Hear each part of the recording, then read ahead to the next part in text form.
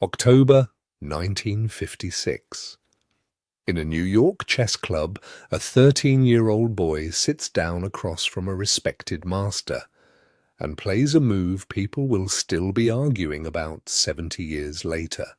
He gives his queen away on purpose, and it isn't a trick, and it isn't luck.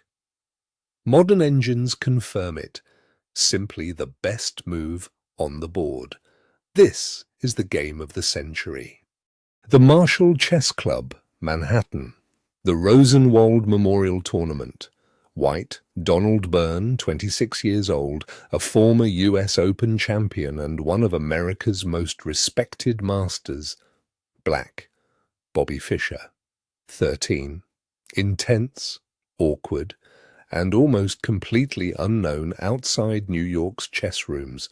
Within 2 years he will be champion of the entire country.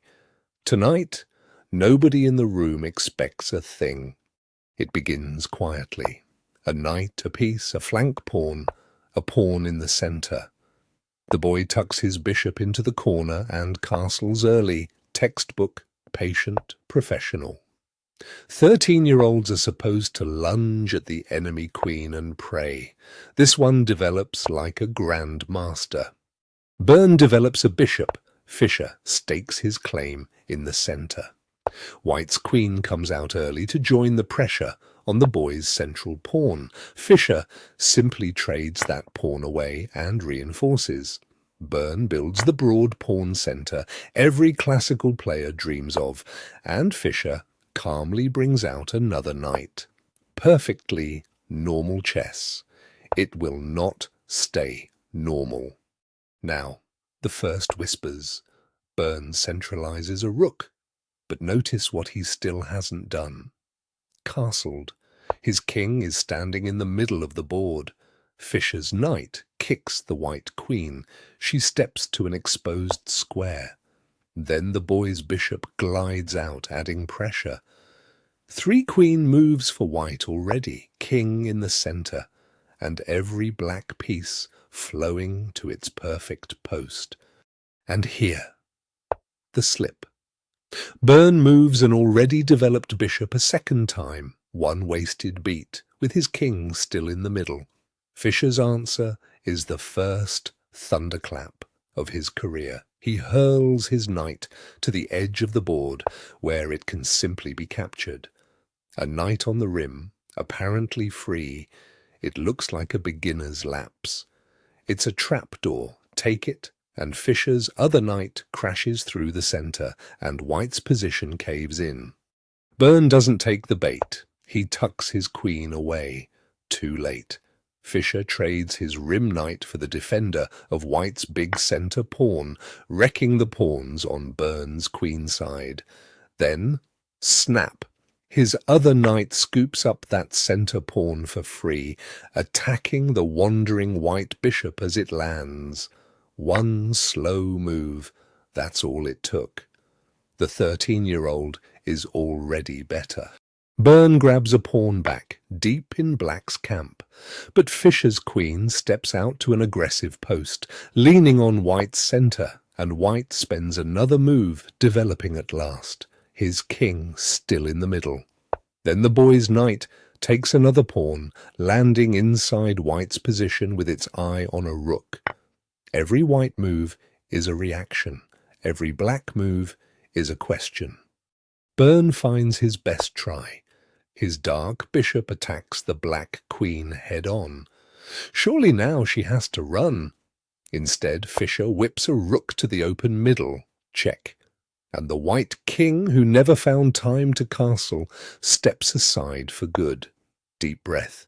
White is attacking the queen, and Fischer is about to ignore that completely.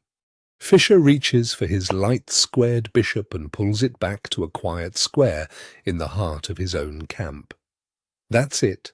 No capture, no check. His queen, attacked, remember, is left standing in the open, free to take. A 13-year-old has just offered a full queen to a master in tournament play with a straight face. The room thought he had cracked. The engine says otherwise. This is the strongest move on the board. Not a bluff, not a gamble. The best move there is. Freeze the position. Why is a hanging queen genius? Because she isn't hanging. She's for sale, and the price is everything else on the board. If white captures her, Fischer's other bishop snaps off a white bishop with check, and a windmill begins, a spinning sequence of checks in which the white king shuffles helplessly back and forth, while a black knight devours the position one piece at a time. Could Byrne have simply declined? The engine's verdict is cold. By this point, taking, declining, every road loses for white. Byrne took the queen. Byrne takes the queen, and the storm breaks instantly. Fischer's bishop captures white's bishop. Check. Look at the geometry. That bishop now stares straight through to the white king, with the black knight coiled beside it. This battery is the machine that wins the game. Watch it spin. The king ducks toward the corner. Knight check. He steps back out, and the knight leaps away with a discovered check from the bishop, snatching a big center pawn in the very same move. That's the windmill. The king has only 2 squares, and both are wrong. One walks straight into the knight's check. The other stands in the bishop's beam. Check, check, check, check. Byrne's king shuffles in a revolving door while his position is stripped around him. Now Fischer cashes out. His edge pawn calmly removes the bishop that captured the queen. Byrne's queen tries a threat. Fischer's rook chases her, gaining time. She grabs a pawn, and the black knight snips off a white rook. Now count, because this is the whole point. For the queen, Fischer has collected a rook, 2 bishops, and a pawn. The queen never comes back, and he doesn't want her back. He sold her for more than she was worth. What follows is a masterclass in mopping up. The rook takes a pawn. The knight takes another. Byrne offers a trade of rooks, and Fischer snaps one off. When the white queen dives deep into black's camp with a check, the boy calmly blocks with his bishop.